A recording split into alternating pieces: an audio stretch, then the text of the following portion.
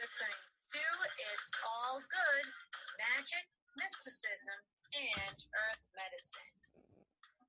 Check us out by visiting www.magicandmedicine.blogspot.com.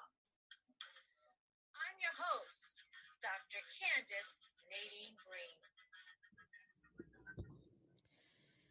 Hello, everyone, and welcome to another episode. Here we are again.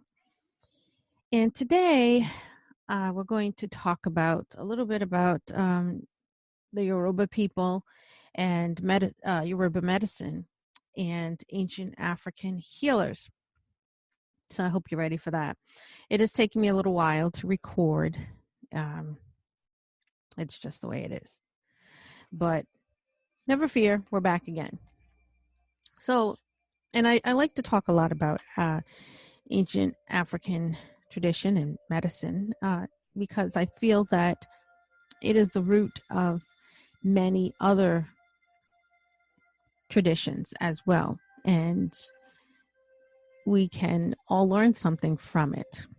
Not only that, the Yoruba people are actually my ancestors, but I like to talk about them. And if you think that that's not for you, then feel free to not listen to the show. And my apologies. Well, I'm not going to apologize. This is my show, and this is what I'm going to do on my show. So herbal medicine, if you don't know, herbal medicine is an African tradition which depended upon natural surroundings for food, nutrition, and medicine. It's gotten away from a lot of us, Black people and just people in general who in other cultures have gotten away from this reliance, this dependence upon our natural surroundings. But it is comforting to see that there is a resurgence, a return to gardens, herb gardens and gardens outside, especially now that we're in the COVID crises. A lot of people have decided that they would rely upon the earth and grow their own food instead of going into stores and possibly getting infected or infecting someone else. Myself, I've always been a gardener and I love it so much. And up here in New England, when it gets cold, I get very sad when December comes, when the weather comes and it gets very cold and I can't go out into my garden and plant things. I get sad.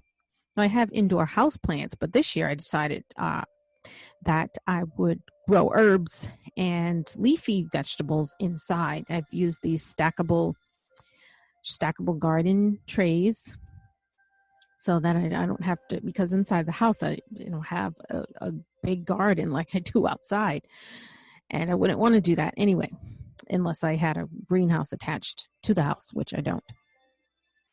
So that I'm growing now collards, kale, lettuce, lots of different herbs, rosemary, lemon balm, cilantro, a slew of other edible plants, edible herbs, in addition to my other medicinal plants that I've always had, like aloe and others.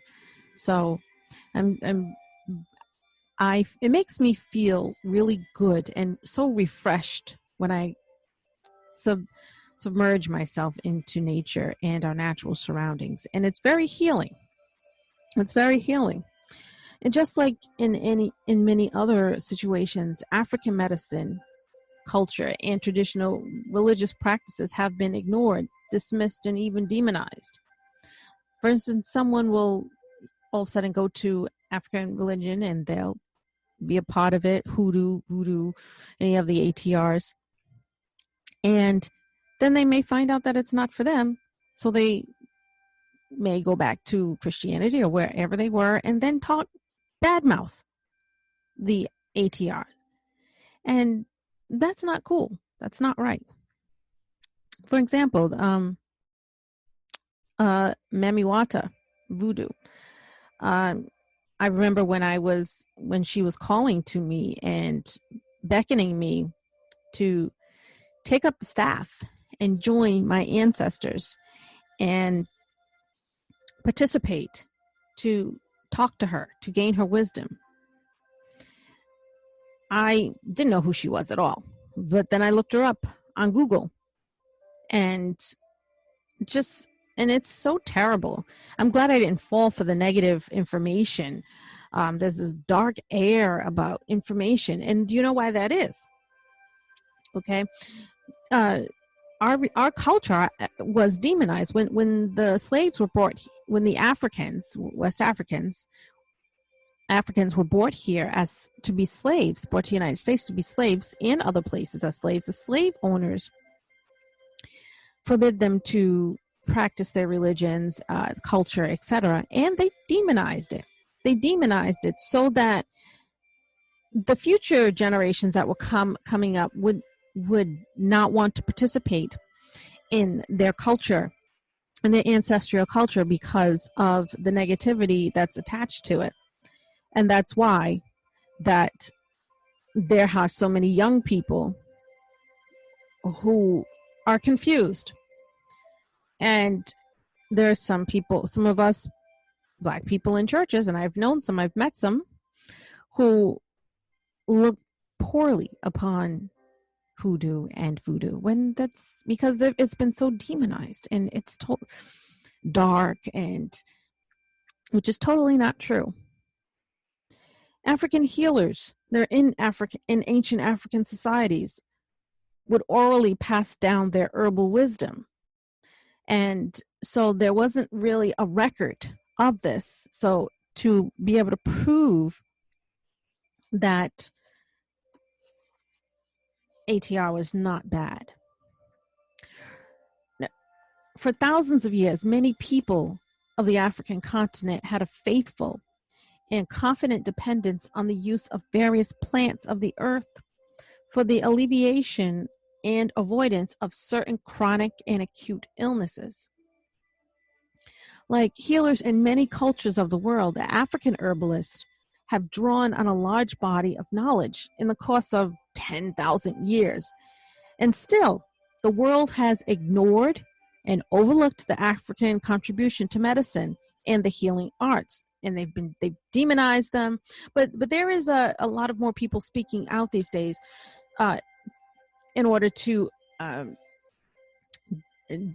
showing people that it's not what is not the negativity that is spread around about it. It's not. One of the oldest and most fascinating systems of medicine on the planet was developed by the Yoruba people, Yoruba people of Western Nigeria. Those are my people, with scattered groups in Benin and Togo, Africa. Again, I'm also, I have ancestry in Nigeria and Benin and Cameroon. So the Yoruba people and the Igbo people are my ancestors. And part of the, and I'm also of the Takpa people of the Yoruba, the Yoruba people. These are the people who were near the water, who had, they were more water people. They were near the water. They settled near the water. And those are my ancestors. The Yoruba trace their origins to the ancient holy city of Ile-Ifa around some 3,000 to 4,000 years ago. I told my kids a story the other day. I read them a story the other day about an African creation story, and it talked about Ile-Ifa, and that was beautiful for them to learn that. And I was happy to be able to find something that I could read to them that talks about our culture. Now, the holy city, if you don't know, the holy city of the Ile-Ifa, the spiritual epicenter of the Yoruba people, is the home of one of the most significant traditions of herbal healing science, of herbal healing science. My mouth is very dry today, people. I'm sorry that I keep tripping on my words. The Africans who were brought to the New World, see right here, were already socialized in their own African traditions and healing systems. And they brought with them sophisticated beliefs about illnesses and its healing, and adapted these to the new and often brutal circumstances of the transatlantic slave trade. In the new lands to which they were brought against their will, unknown diseases killed thousands, and malnutrition claimed the lives of many women and children. And those are the people who actually made it across. There were some who, jumped. Even the ones who weren't at the bottom when they weren't at the bottom of the ship, because there were some. I don't know at what point they were allowed up, but there were some who were not in the bottom of the ship and who were probably on the smallest slave ships, and they just jumped. So they said it was rather to die than be in bondage in a foreign country. Now, the African people who arrived in the Caribbean and Brazil encountered infectious diseases such as leprosy, yellow fever, smallpox, and measles. And some of these diseases were familiar. West Africans had developed partial immunity to some, such as malaria. Others were new and deadly, including diseases native to the New World, as well as those introduced by Europeans. The conditions of slavery the conditions of slavery only enhanced the efforts of infectious diseases, producing high rates of illnesses. And so in order to combat these illnesses, African slaves who were trained in traditional African medicine resorted to healing rituals and the use of curative plants found on the islands. African herbalists or bush doctors were so popular in the history of Venezuela that slave healers were often able to purchase their freedom with the proceeds of their medical practices. That wasn't here. Yoruba medicine, I always say Yoruba for some reason. Yoruba medicine in North America had not been widely studied, but recent interest in traditional African medicine has stimulated new research into the subject. According to oral tradition, Yoruba medicine was founded over 2,000 years ago, by the mystic prophet named Orunmila, who appeared among the Yoruba people in the ancient holy city of Ile-Ife. He brought with him a divine system of ethics, morals, religious beliefs, divination, and herbal medicine. The holy city, Ile-Ife, became a prominent Yoruba spiritual and cultural center. It was here in the Ile-Ife that Orunmila built his temple on the sacred hill called Oketape, meaning only heaven knows the way to salvation. Orunmila's teaching were rooted in the religious text called the Ifa Corpus, or the Book of Cosmic Intelligence. The ancient text is the foundation for Yoruba healing science. The Yoruba believe in one supreme being known as Oludumare, the principle of principles. It is said that Oludumare has numerous intermediary spiritual beings known as the Orishas, which were in broad terms similar to the angels of the Bible, the Quran, and the Torah. I told my kids to think of the Orishas like angels. They said, "What are they? How can we explain them?" And I said, think of them as the angels. And you have the supreme being, you have the angels, and that's sort of what much more powerful, but that's who the Orishas are, although they're much more powerful than that. In the Yoruba healing system, divination is used in the early stages of diagnoses and treatment to determine an individual's personal Orisha, and thereafter to determine the will of the Orisha for that person. According to Yoruba healers, divination is the process through which the Orishas diagnose people's health problems and recommend solutions. The Orishas are pure energy of light governed by God, the Supreme Being. Each orisha has its own drum rhythm, song, foods, herbs, attributes, bodily features, and even dance steps. Yoruba divination presented a comprehensive theory and practice for balancing the mind, body, and the spirit.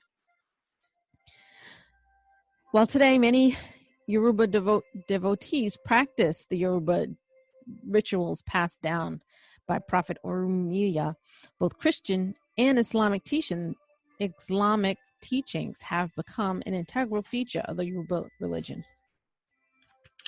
And again, that's adapting to the surroundings, and it was survival. And also, when the slaves wanted to would wait at night and try to practice their religion, and they would mask it around with some Christian aspects, just in case, for protection. We didn't want it to be found out, and they didn't want to get in trouble, so they would do that. So that's also why you'll see in hoodoo and voodoo today that there are many aspects of Christianity, and especially some like the New Orleans voodoo and hoodoo. There's a lot of there's angel statues and saint statues in a lot of people's altars. That was kind of passed down. Now let's talk a little bit more about plants. As I said, plants are a part of nature. Plants are a part of nature. They are not separate from nature, and we are nature. Plants live in harmony with nature, and out of this harmony, they are ready, willing, and able to cooperate and assist humanity. They're not just something you plant in the ground and that's it. Without green plants, we would neither breathe nor eat. We'd die. So the food we consume each year, the bulk of which comes from plants, synthesizes it out of air and earth with the help of sunlight. Now, I'm sure you remember that in science. I remember that in my 5th grade science class. Talked about photosynthesis and all that great stuff, how we live from plants. We build our homes from plants. Yes, we do. People are like, what? But yes, think of what the materials, think of the wood. Where does the wood come from? All the food, drink, intoxicants, drugs, and medicines that help keep man alive, and if used properly, keep us healthy. According to Yoruba healing science, the life force or spiritual energy surrounding all living things is shareable among plants, animals, and humans. Through such sharing, a person and a plant become one. This oneness is what makes possible a mutual sensitivity, allowing plants and man not only to intercommunicate, but to interact energetically. And I've said many times, we are not separate from anything. We are but particles, atoms, little pieces vibrating at a certain speed to create the illusion of a solid physical form. Then our particles or atoms interact with people, objects, and we bounce off them, intermix with them. That's how we're connected. That's how we are connected. Our energy also interacts. And that's why, when there's someone who has such a negative energy, or you come into contact with someone who has a negative energy or a very toxic, draining energy, you actually feel it. You can feel it. And that's because your particles are interacting with their particles, and you can feel, and you bounce off them, and some of their energy comes into your sphere of particles as well. And then you can feel it and feel their energy right away. Now, every living thing and no living thing is composed of living parts. Every living thing. I didn't say that right. Every living thing. And those things that are not living. Things that we typically think is not living, like a table, is composed of living parts, wood, chemicals, substances. Just think of it. Break down every object in your home and you'll find living particles are part of it. We are all life. All of us are life. We are all at varying degrees of energy. We are all on a journey of complete and total unity, back to oneness. back to oneness, this journey back to oneness. Whether or not we believe it, that's a different story, but it's true. And once you sit down and think about it, you have that light bulb moment. It is a fact that humans can and do communicate with plant spirits. Those people that we said, that's I remember growing up, they were always the crazy plant lady, and people would laugh. She sings to her plants and talks. I used to play music for my plants. When I used to play piano, I would play music for my plants, and I think they liked it, and they would grow. I'd sing to them and, wipe their leaves and things like that. I would do that. And people thought I was crazy. But honestly, it's our way of connecting with the plant spirits. Plants are living beings connected to the Creator. They radiate energy forces that are beneficial to humans. And you can feel these forces. Just you can, if you want. If you think about it, if you tune in, you can tune into that energetic feeling, you'd be able to feel their forces. These forces feed into your own energy field, which in turn feeds back energy to the plant. The Native American shamans were so very aware of these energies. When in need, they would go into the woods. Just go into the woods. It's like going. I like when I go for a walk in the woods, because we're in such a foresty area. On my walks, I can feel a shift in energy, a shift, and it makes me so happy, and it's so pleasant and peaceful, and I feel so rejuvenated that I can be so tired, as I often am with distance learning going on, and staying home because I'm high risk with COVID, and I just get so tired. And then I'll go, I have to make myself sometimes go for a walk. I said, okay, if I think of how great I'm going to feel when I walk through that woods, then that would inspire me to get up and go. And I do. And I absolutely feel that when I come back, I feel so when I return home, I feel so energized, because I feel that all of nature has given me the energy that I needed. And now I come back ready to get back to work, to do what I have to do. When the Yoruba healer wants to gain information about the healing power of a plant, he or she gets in contact with the plant Orisha through a trance. The trance or dream state takes them into the realm of the astral world. In fact, the astral realm is the real world, not the world of flesh and bones. The real world is where the plant orishas come and communicate. This is the world of our visions and dreams. Whenever we go into the dream world of the orishas, we are opening a channel of divine communication between us and the plant spirits. As much as we have advanced, we still must get back to our roots, our natural roots. We cannot exist without our natural connection. Our oneness with nature is crucial to our survival.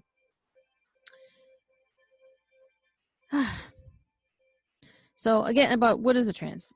People would go into altered states through trance, and sometimes through chemical means, to have access to the information that the herbs would give them. Sounds were used to invoke the spirits in different plants at a particular frequency or a note. Right? There was a spirit associated with each herb that created the healing, and these healers knew how to tap into it and knew how to access the spirit. Something also that we've gotten away from. It's very sad, but that is true. Now, over 70% of Black people cannot digest cattle milk. And I'm one of those people. Why is it? It's because, I'm going to tell you, it's because of my ancestors. My body was not created for that. Okay. This is because we're not eating our traditional foods, or foods that are specifically for our bodies, we end up with diabetes, high blood pressure, obesity, because it's not our cultural makeup. This fast food is not good for us. Like pizza. I used to love pizza as a kid. But but even then I couldn't, it would make me sick. So I grow a lot of the food I consume. And then I walk like a mad woman because I need to get rid of the toxins in my body. And my body has difficulty or can't digest. Now, blacks assimilate food in the intestines differently. Melanin, which is black color pigment, is obviously more abundant in blacks. This melanin aids in protecting blacks from the ultraviolet rays of the sun. It also increases the speed of nerve and brain messages, which is transmitted between the left and the right hemispheres of the brain, and all nerve signals transmitted throughout the body, the bodily nerve network. And if you haven't read this book, I'm going to recommend this book. I'll try to remember to put it in the show notes. It's called The Melanated Empath. And that explains a lot about our people and our makeup and why we are the way that we are, and the specific characteristics that people don't really attribute to our ancestral lineage, but you'll see the connection once you read it. It's a very good book. Black people's the blood of black people crystallizes different from, Caucasian blood. These are some of the reasons why blacks have unique nutritional, medical, and dietary needs. And after African people were transported into the cities of America and Europe during slavery, their eating habits were changed drastically and suddenly. The result has been chronic and metabolic diseases of all kinds, like I mentioned, diabetes, high blood pressure, obesity.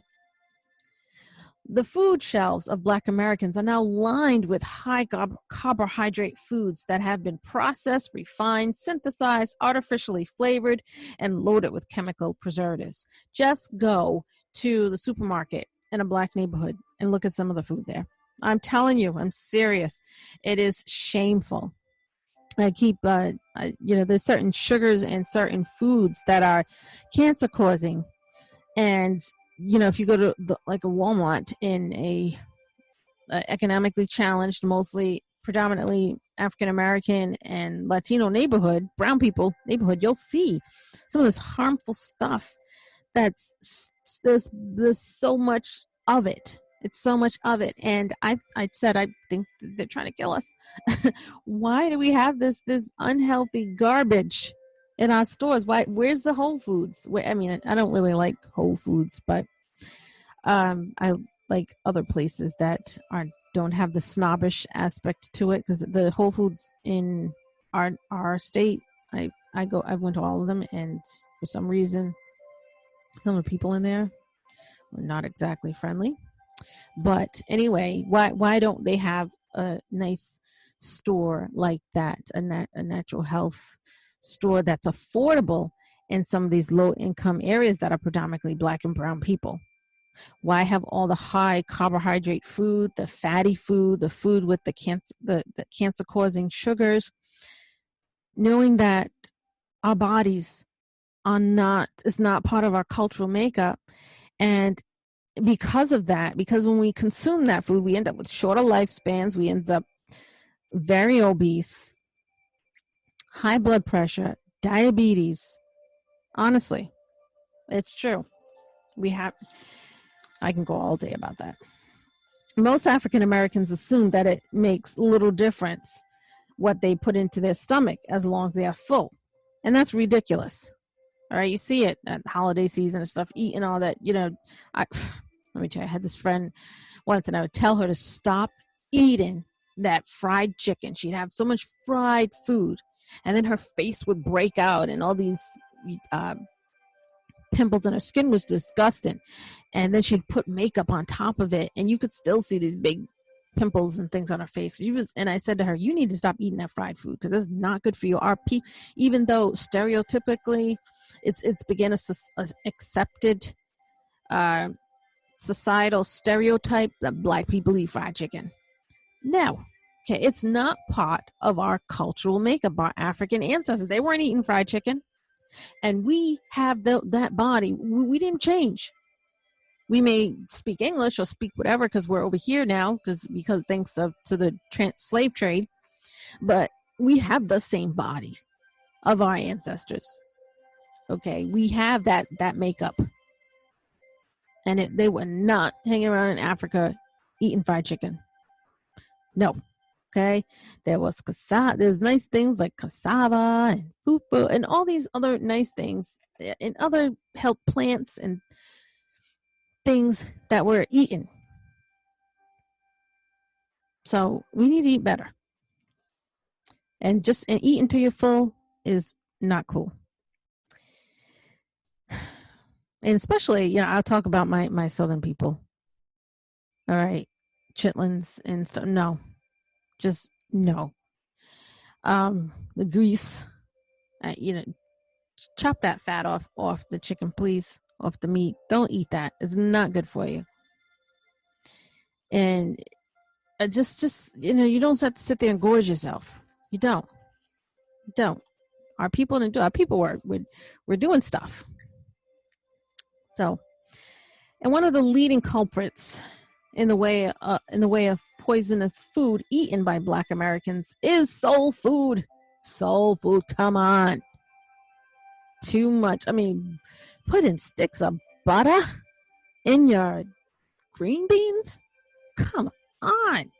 You don't need all those sticks of butter in your green beans. That's not good for you. It's how you end up with heart problems. I wouldn't say heart disease, but heart problems and just high blood pressure. I mean, all that cholesterol, not good. Oh, it just makes my stomach hurt thinking about that. But look, I had to learn too. I grew up with parents who came from the South, and let me tell you, some of that. Oh boy, I mean, I wouldn't. They were good with meat. They didn't have the fat and stuff on the meat and everything. But when I'd go visit my relatives, some of them in the country, some of them were not trying to take the fat off the meat, and I was like, oh boy. And I didn't like it because it was gross. I looked gross, and it was ill, and I just didn't like the taste. But fat back, you don't need to be eating fat back. Come on, you don't eat that. I don't even season. I used to, before I learned a lot of stuff, and how my body paid attention to my body, I would season my green beans and stuff like that with fat back. And then I learned, no, don't do it. Were my ancestors doing that? I doubt it. Ham, potato salad, French fries, pork chops, chitlins, collards, and pig feet. I've had pig feet. Cornbread, black-eyed peas, and hog maws. All of these foods, they don't have to be cooked the way they are, but they're cooked and laced in one. They're cooked in one or laced with pork fat, fat back, milk, eggs, butter. Salt is fine and spices are fine, but the sugar, you don't need to put all that sugar. Refined sugar, get that out of there.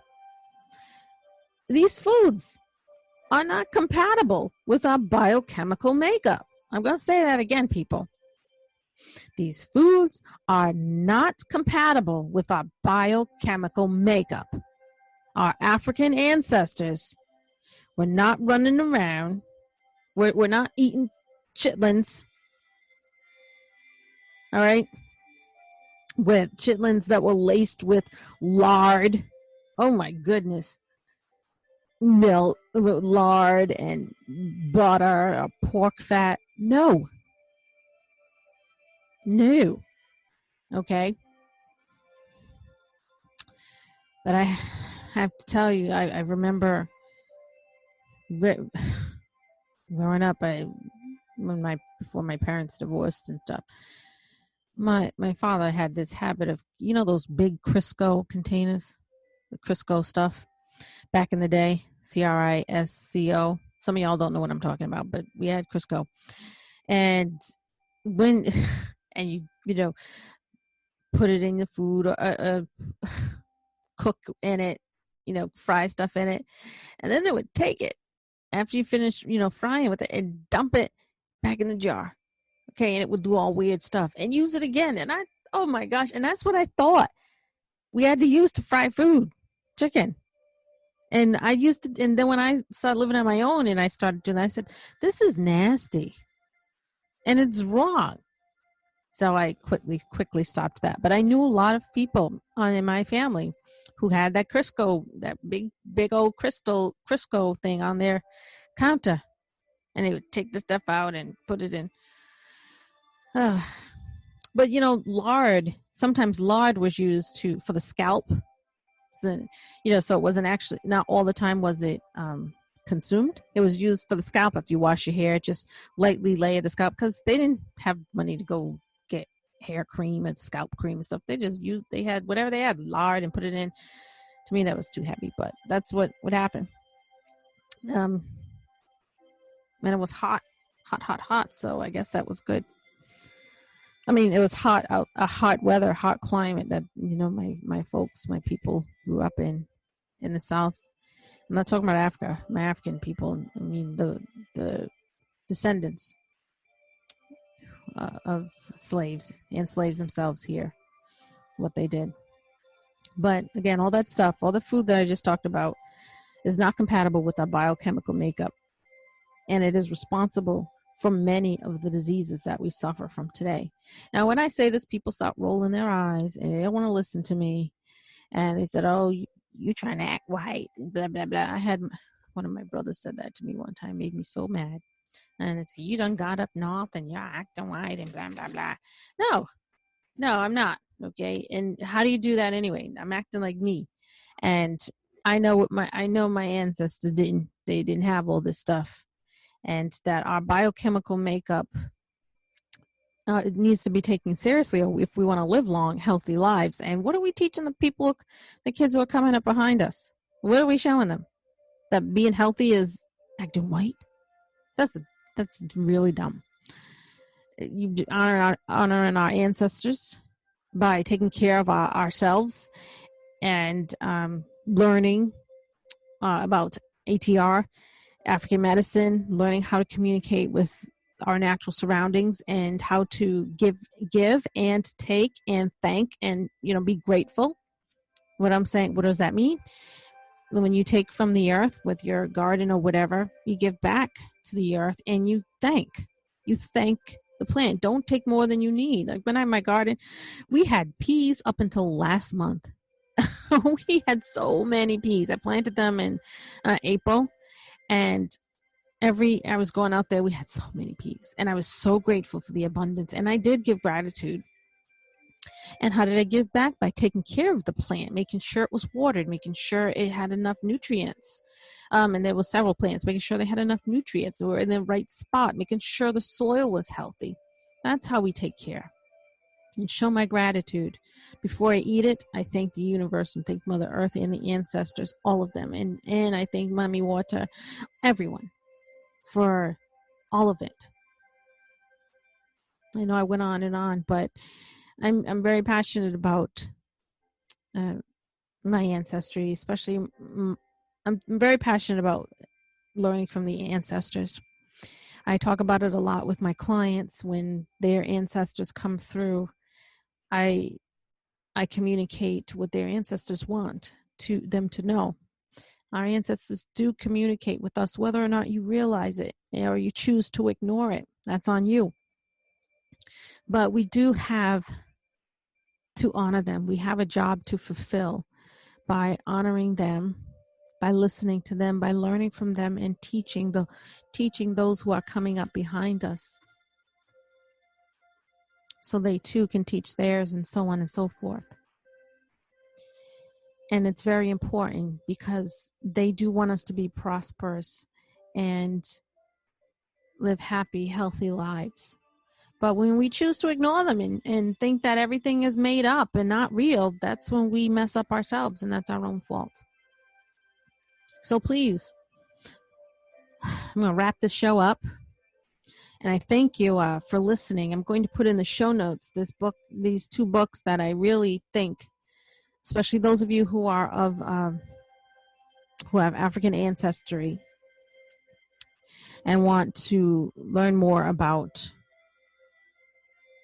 African herbal medicine, ATR, then you can look at those books. Probably can get them on Amazon, load them to your Kindle, and everything. But I'll put the links in the show notes. In the meantime, I'll talk to you. In the meantime, stay healthy, stay well. Remember to take time away to meditate, to commune with the ancestors, and to try to learn. Get out in nature. I know we're in COVID, but that shouldn't stop you from getting outside in nature. Wear your mask. Okay, wear your mask. Don't try to be brave, because it's not brave, it's stupid. When you don't wear your mask, it's just plain stupidity. I'm sorry if you're offended. I'm not apologizing, but that's if you don't want to think about me, then or other people around you, you'd be selfish, and you don't care about yourself, then that's on you. Anyway, thank you for listening to another episode of Magic and Medicine. It's all good, magic, mysticism, and earth medicine. Until we speak again, everyone.